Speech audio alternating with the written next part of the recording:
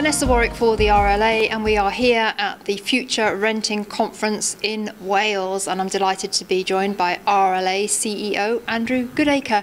Andrew, what an amazing turnout here today. 200 landlords here to talk about and learn about the Welsh private rented sector.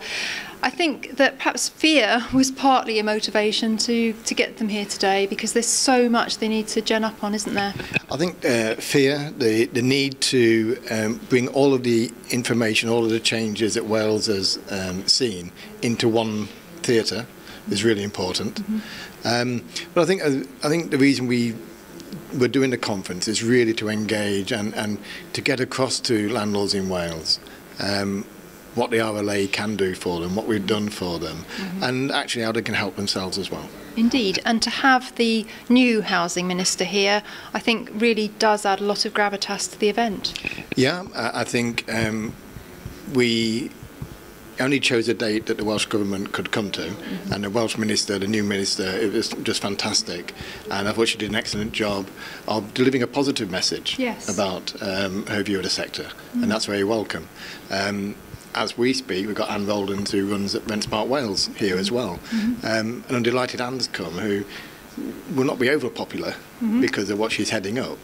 But to have the courage to come and talk to landlords and to have constructive dialogue again is very, very welcome. And I think that's part of what we try to achieve in the RLA, is constructive dialogue. To get decision makers and landlords on the same page and make sensible decisions. And I think we're starting to see more of that both in Wales and in Westminster. Indeed, and talking of kind of controversial topics, you have a universal credit speaker as well, and that's very much on landlords' minds at the moment, very much in the media, lots of concerns about the impact it's having and issues with the rollout of it. So again, you know, we're inciting a bit of controversy here, but it's good for debate, isn't it, and good for teasing out the issues. I think if we don't have the debate, then I'm afraid that people who make the decisions will let those decisions run and then only learn from bitter experience. I think what we are able to do through research that we do ourselves with our members, research that we've commissioned through academic universities such as Sheffield and Manchester, is to look at the impact that universal credit and decisions like that are having on the sector. And universal credit in particular, we're seeing members and landlords tell us that 38% less likely to deal with people on benefits and on universal credit in particular. We're seeing rent arrears increase as a result of universal credit payments being delayed. And these messages, which we've consistently given the government for 3 years, 4 years at least, are now starting to make a difference, because we saw last week in the budget and subsequent announcements by DWP that they are listening and they are making the changes to shorten the time gap between applicants getting universal credit from first application and making it easier for landlords to work with DWP and to obtain direct payments where applicable.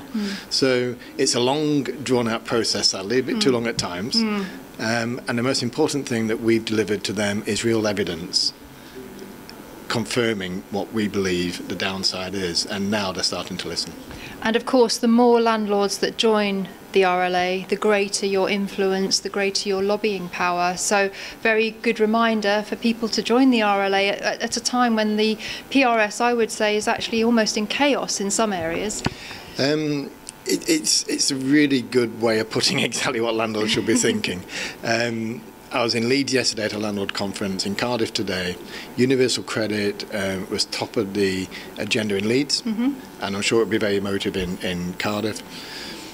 And the frustrating thing is, when we talk to people in the audience, is that the number of people who haven't yet taken that leap to join an association and become part of something that can help them, not just them individually, but help the sector. Because what a lot of landlords don't realise is that decisions taken may not affect them now, but will have impact on them at some point in the future. Whether that's universal credit, because you may have a tenant now who's not on benefits but could easily go on to benefits, or the Section 24 tax changes, which again, you may see only a little change this year because it's being phased in, but by 2020, significant impact. And the more we can get landlords involved with associations such as the RLA, the better we can keep them informed, because that's what we're good at. Indeed. And the quid pro quo from our side is that we get their voice to help us be even better influencing the decisions. Indeed. And with my RLA hat on, as an RLA member myself, I have to say that this is such a high calibre event. The quality of the speakers is outstanding. Is this a blueprint for going forwards, perhaps more events across the UK? It's been my ambition and ambition of the team in the RLA to do such events like this. We haven't had the density of membership, but now we're up to 25,000 members. We've got more staff to deliver such events, and we put this together in 6 weeks. Wow. So we only found out that the Welsh Minister could attend 6 weeks ago, and in that time we put together professionalism, quality speakers, able to attract 200 plus people to this sort of event. And yes, it's now a blueprint to do the same in Manchester next March, and London later in the year, and come back to Cardiff again next November. Fantastic. So just to finish, I hope that really that people will go away having kind of been immersed in all the changes and hopefully feeling positive, because even, you know, we've got to adjust to change, and where there's change, there's very often new opportunities. Is that a message you'd like the delegates to take away with them? We certainly don't want landlords to fear change. Whilst it can be quite challenging, and certainly in Wales we've seen plenty of challenging changes for landlords of all around the country to get used to. We don't want people to fear it. We do need to give them the confidence to embrace it, and to make them to make it work for them, really. And it's up to us to help governments, both nationally and locally, to understand how they can make it work for landlords as well. And we are getting better and better at doing that, and that's the most important thing. And this conference today, I think, reaffirms one thing in my mind, is that we are the association for landlords in Wales.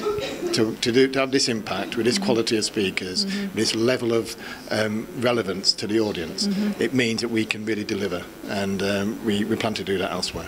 Well, I, for one, am looking forward to that, because it really has been a fantastic event, Andrew. And, you know, congratulations to the RLA team for pulling this off. I think everybody's going to have had such a valuable day. I agree. It's been hard work, and they'll all deserve a good drink afterwards. Thank you. Thank you.